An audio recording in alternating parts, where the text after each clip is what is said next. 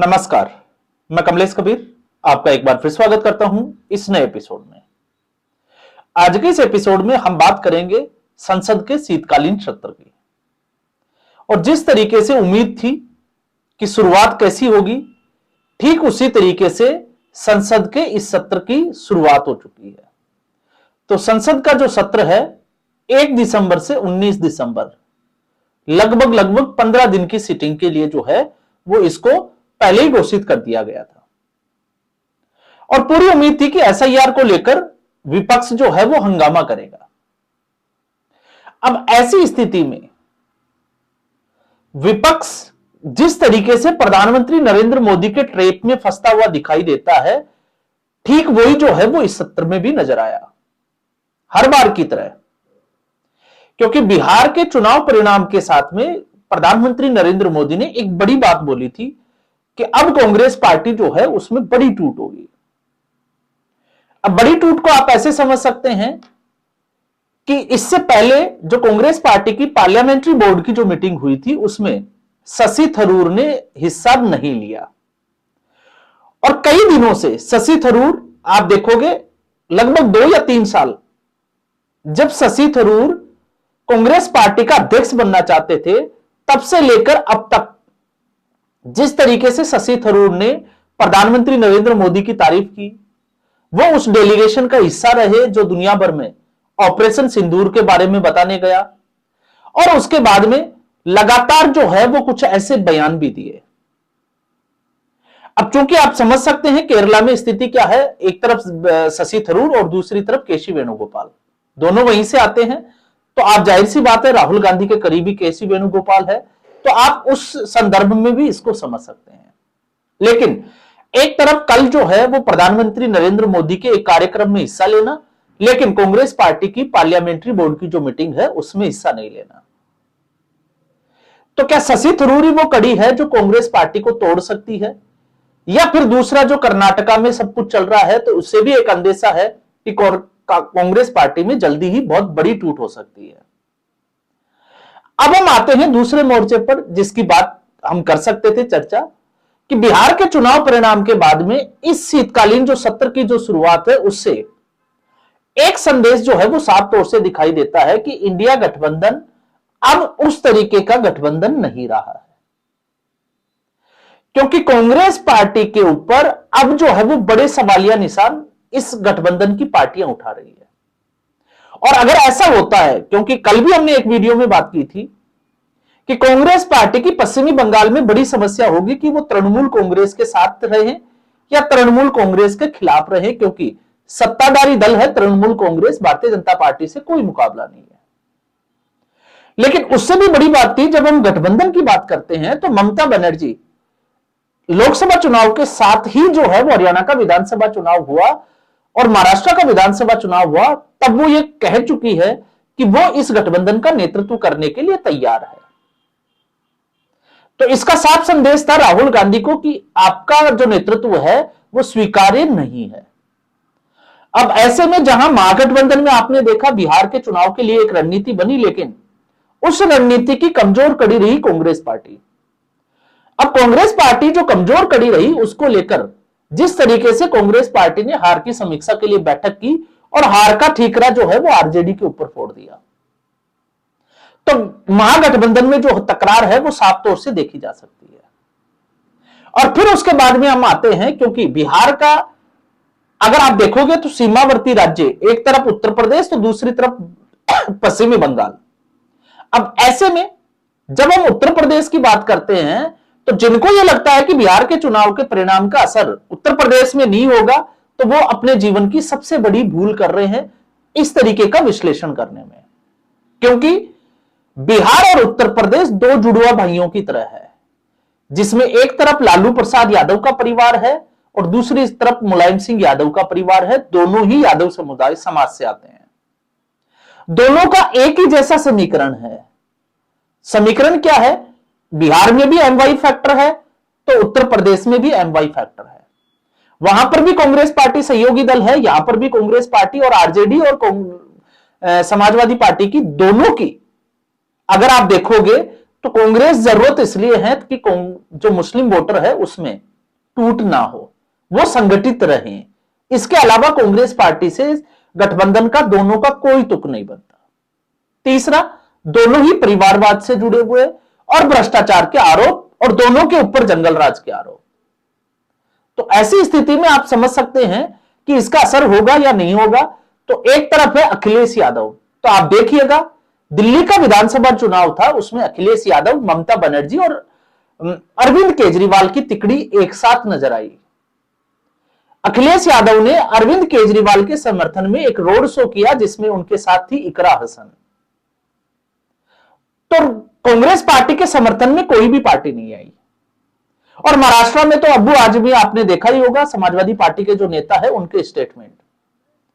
तो ऐसे में जो सत्र शुरू होना था उससे पहले जो विपक्षी गठबंधन की एक मीटिंग होनी थी, उससे टीएमसी ने दूरी बनाकर रखी।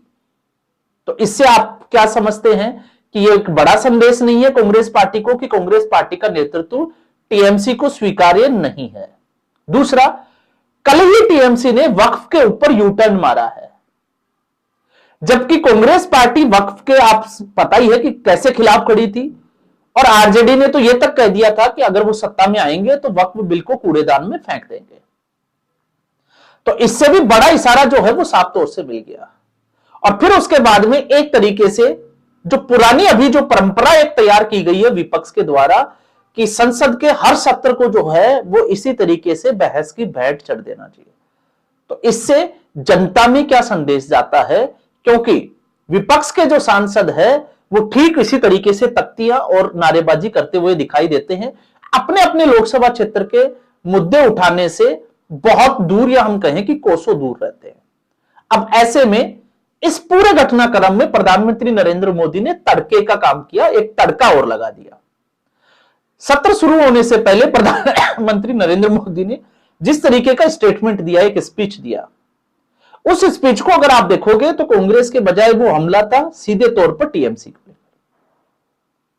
जब प्रधानमंत्री ये कहते हैं कि एक राजनीतिक दल जो सत्ताधारी दल है उसकी समस्या यह है कि एंटी इनकम्बेंसी इस लेवल पर आ गई है कि वो जनता के बीच में जा ही नहीं पा रहे हैं, तो वो संसद को अपना फ्रस्ट्रेशन निकालने का एकमात्र जो है वो जरिया समझते हैं।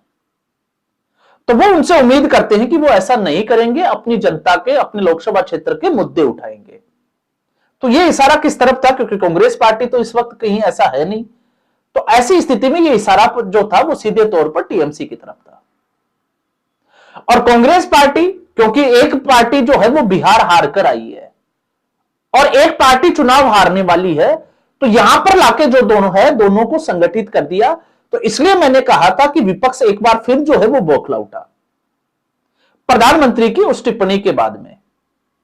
तो ऐसे में अब विपक्ष की जो जिस तरीके से एक कहे कि भूमिका जो है वो संसद में जो जनता के बीच मैसेज जा रहा है वो ये जाता है कि विपक्ष का काम है सिर्फ और सिर्फ जो है वो हो हल्ला करना। और यही एक कारण था कि इस बार जो है वो कोई रिपोर्ट ऐसी बाहर से नहीं आई जिसके तहत जो है वो विपक्ष संसद में हंगामा खड़ा कर सके। तो इस बार मुद्दा है एसआईआर का। तो एसआईआर में विपक्ष पहले ही जो है वो मुंह की खा चुका है और ये मैसेज जो था वो जनता तक या जनता के दिल तक जो है वो नहीं पहुंच पाया। इसका परिणाम था बिहार चुनाव, क्योंकि विपक्ष की तरफ से सुप्रीम कोर्ट में जरूर विपक्ष गया, लेकिन विपक्ष ने यह साबित नहीं कर पाया कि किसी एक भी व्यक्ति का वोट जो है वो कटा हो। और मजबूरन सुप्रीम कोर्ट ने जब टीएमसी सुप्रीम कोर्ट में गई एसआईआर को लेकर, तो साफ तौर से यह कह दिया कि पहले उनको भी डर था, मतलब सुप्रीम कोर्ट को भी यह लगा था कि एसआईआर की प्रक्रिया के तहत बहुत सारे लोगों के नाम कट जाएंगे, लेकिन जिन लोगों के नाम कटे वो या तो जो है वो उनकी डेथ हो चुकी है, या फिर वो माइग्रेट कर चुके हैं, या फिर वो डुप्लीकेट वोटर है। इसके अलावा एक भी ऐसा केस विपक्ष की तरफ से सुप्रीम कोर्ट में नहीं रखा गया जिससे यह साबित हो सके कि इस प्रक्रिया में गड़बड़ हुई है। तो एक तरीके से क्लीन चिट दे दी। और विपक्ष को भी यह पता है कि एसआईआर पर, और वो भी पहले ही दिन, बहस हो ही नहीं सकती किसी भी कारण से। तो यह भी जो है वो एक प्लानिंग का हिस्सा है, क्योंकि क्वेश्चन हार के बजाय बहस पर लेकर जाना, जो कि पॉसिबल नहीं है, क्योंकि किसी मुद्दे पर बहस होनी होती है तो पहले उसको संसदीय समिति के पास भेजा जाता है और संसदीय समिति जो है वो टाइम पार्टियों के हिसाब से और एक डेट जो है वो फाइनल करती है और उसके बाद में इस तरीके की डिबेट होती है। तो बावजूद इसके आप समझ सकते हैं कि फिर एक तरीके से अगर हम ये कहें तो फिर हम यही कह सकते हैं कि विपक्ष जो है वो इस वक्त सिर्फ और सिर्फ बौखलाहट के चलते भारतीय जनता पार्टी के ट्रैप में पूरी तरीके से फंसता हुआ दिखाई देता है। तो एक तरफ एसआईआर का मुद्दा जो कि बिहार के चुनाव परिणाम में चला नहीं और ममता बनर्जी को जो है वो इसमें आप कह सकते हैं कि बड़ा सेटबैक लगा क्योंकि सुप्रीम कोर्ट ने सुनवाई से एक तरीके से इनकार कर दिया। सिर्फ दो ही चीजों के ऊपर 2 दिसंबर और 9 दिसंबर की जो तारीख की थी सुप्रीम कोर्ट ने, वो कुछ अलग मामलों में थी, बीएलओ को लेकर जो है वो की गई थी, लेकिन इलेक्शन कमीशन ने बीएलओ की जो सैलरी है उसको बढ़ा दिया और इस तरीके का कोई टास्क नहीं है। ये सिर्फ और सिर्फ जो है वो एक तरीके से ऐसा दिखता है जैसे विपक्ष जो है वो इसको बड़ा चढ़ाकर पेश कर रहा है।